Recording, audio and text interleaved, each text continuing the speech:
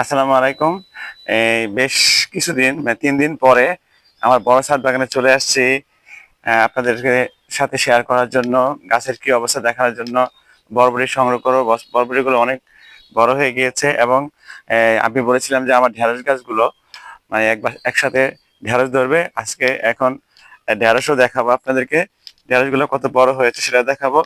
আর বৃষ্টি হলে আমার জন্য অনেক ভালো হয়, সেটা হচ্ছে আমার গাছে পানি দেওয়া লাগে না। পেঁপে গাছগুলো যথেষ্ট বড় হয়ে যাচ্ছে মাশাআল্লাহ। এই যে আম গাছ পড়ে গেছে এখানে, মানে বাতাস, কালকে প্রচন্ড বাতাস ছিল, বাতাস হলে আম গাছগুলো পড়ে যায়, দুইটা আম গাছ পড়ে গেছে। তো সাথে থাকুন।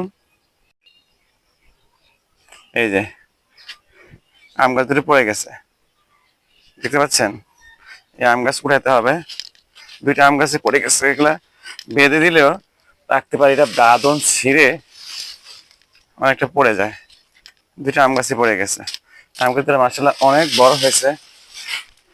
এই পড়ে গেছে, এই হলো গাছের বর্তমান অবস্থা। এই দেখেন, বৃষ্টি হলে আমার জন্য সুবিধা। তো এখন ঢেঁড়স সংগ্রহ করি। এই যে এই দেখেন ঢেঁড়স পরে সংগ্রহ করব, আগে বরবটি সংগ্রহ করব। বরবটি, এই যে বরবটি, বরবটি দেখেন। এই যে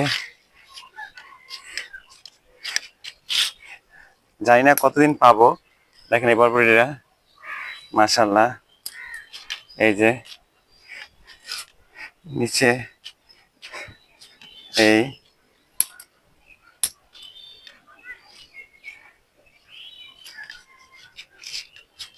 এদিকেও আছে। এই যে 3 দিন আসেনি, বৃষ্টি হলে একটু পরে আসে, আর বৃষ্টি না হলে প্রতিদিনই আসতে হয়।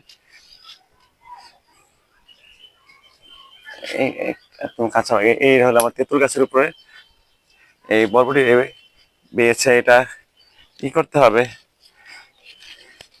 দেখেন, প্রচন্ড কালো পিঁপড়া, লাল পিঁপড়া থাকে এগুলা। এই হলো আমার ড্রাগন গাছ, এদিক দিয়ে ওই দেখেন আরেকটা শশা। ওই যে শশা আরেকটা ওই যে বাতি হয়ে আছে নিচে, ওই জায়গায় শশা ধরে আর বাতি হয়ে যায়, দেখি না। আর ঢেঁড়স গাছগুলো খুবই তরতাজা হয়ে আছে।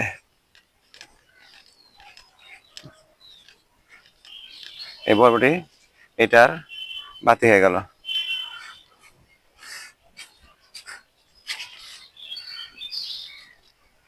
এই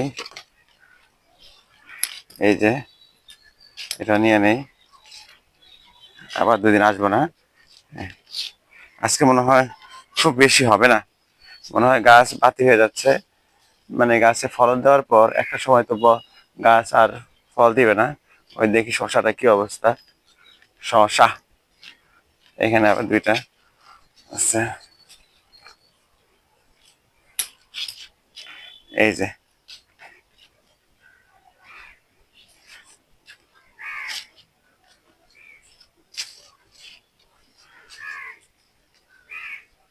এখনো খাওয়ার খাওয়ার যোগ্য, কিন্তু বাতি। ওদিকে দেখি বরবটির কি অবস্থা।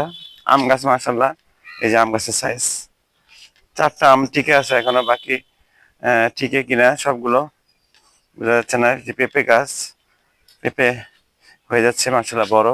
বরবটি এইদিকেও আছে।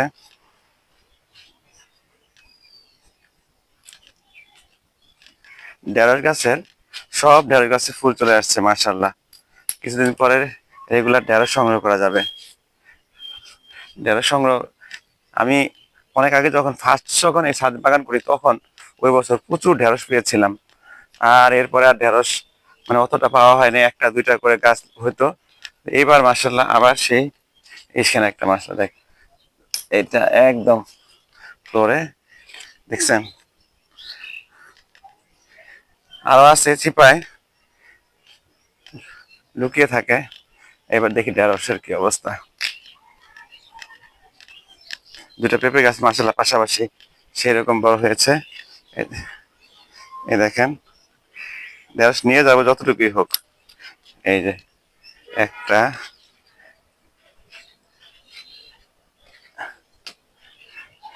দুইটা, আরো কিন্তু তিনটা আছে, দেখেন আরো তিনটা আছে। ঢেঁড়স গাছটা সেরকম বড় হয়েছে। এদিকে একটা পেঁপে গাছ মাশাআল্লাহ, আর এদিকে ঢেঁড়স গাছে ঢেঁড়স গুলা সেই রকম তরতাজা হয়েছে।